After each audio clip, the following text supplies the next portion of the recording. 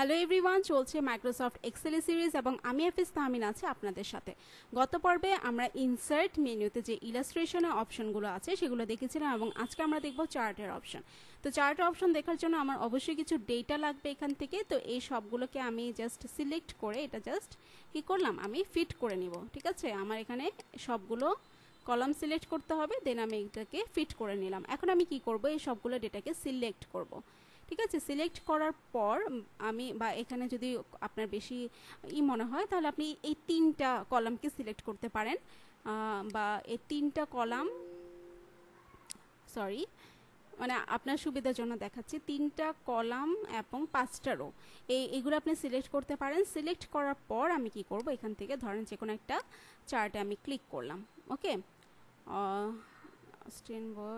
Senior analyst, আচ্ছা আমি অন্য একটা চার্ট নিয়ে আসি। ইনসার্ট থেকে আপনার এটা হতে পারে, এইটা হতে পারে,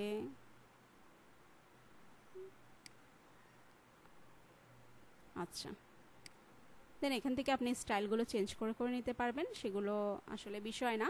বিষয় হচ্ছে যে চার্টের আমরা এখানে টাইটেলটা দিতে পারবো যে আমরা এখানে কি বের করতে চাচ্ছি। ঠিক আছে, একইভাবে আমাদের এখানে কিছু ডেটা আছে, যেমন দেখেন ফিমেল, মেল, মেল, ফিমেল এরকম করে দেওয়া আছে অনেকগুলো ডেটা। তো এই কারণে আমি আর কি কম ডেটা নিয়ে করতে চেয়েছিলাম। তো এটা আমি একটু ডিলিট করে দিচ্ছি।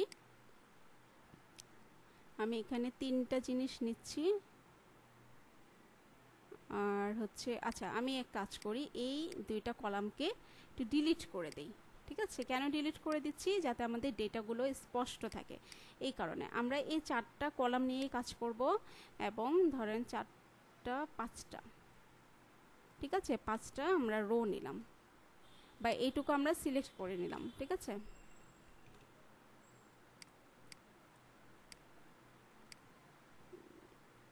আমরা এটাকে ডিলিট করে দিচ্ছি।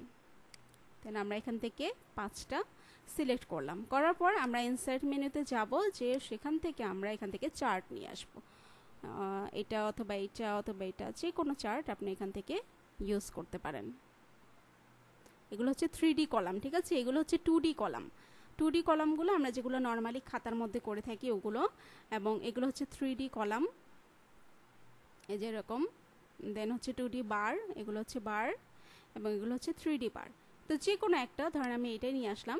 এখন দেখেন এখানে আমি চার্টের একটা টাইটেল দিতে পারবো। এই চার্টটাকে আমি কিন্তু এখান থেকে বড় করতে পারবো। ঠিক আছে, বড় করে নিয়ে আসতে পারবো। দেন দেখেন এখানে female, male, female, female, female, male. Okay, মানে নাম আছে, নামের পর কি আছে, পদবী আছে এবং এই জেন্ডার আছে, এবং এর পাশের দিকে কি আছে, এইজ আছে। যেমন 0 থেকে 6-এর মধ্যে একজন মেল, কোনটা মেল কোনটা ফিমেল, কোনটা কি কাজ করে, এই জিনিসগুলো মানে আমাদের ডেটাটাকে আমরা পুরোটা একটা চার্টে কিন্তু কনভার্ট করে নিয়ে আসলাম, তাই তো। তো আপনি চাইলে এখান থেকে ডেটাগুলো ধরে একই সাথে আপনি অন্যান্য যে চার্টগুলো আছে সেই চার্টগুলো, যে দেখেন এগুলো, এই চার্টগুলো লাইনের চার্টগুলো ইউজ করতে পারেন। এই যে দেখেন লাইনের চার্ট, এখানে হচ্ছে 3D লাইন। 3D লাইনে কীরকম দেখাবে, 2D এরিয়াতে আপনার চার্টটা কেমন দেখাবে এবং 3D এরিয়াতে আপনার চার্টটা কেমন দেখাবে, সবগুলো কিন্তু আপনি এখান থেকে দেখতে পাচ্ছেন। একইভাবে এখান থেকে ট্রি ম্যাপে কীভাবে দেখাবে, দেন হচ্ছে সানবার্স্ট। ওকে, আমি প্রত্যেকটা জাস্ট আপনাদের সুবিধার জন্য দেখিয়ে দিচ্ছি। হিস্টোগ্রামে দেখেন কীরকম করে দেখাবে আপনার এটা। দেন আপনার এখানে পাই চার্ট আছে, পাই চার্টে আমরা এরকম করে দেখতে পাবো।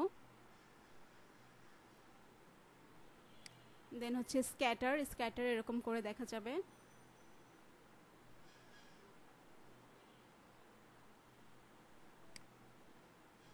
দেন হচ্ছে কম্বোতে এরকম করে আমরা দেখতে পাবো। ঠিক আছে, দেন হচ্ছে এখানে কি আছে, সারফেস।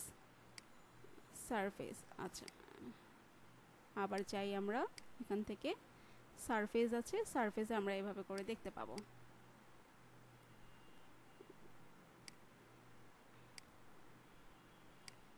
দেন হচ্ছে পিভট চার্ট। ওকে, তো এখান থেকে আপনি আলাদা আলাদা করে দেখতে পারবেন। তো চার্টগুলো খুব মানে আমাদের যে একেবারে নিজের হাতে আর্ট করে বা সব কিছু করে যে দেখাতে হচ্ছে তা কিন্তু না।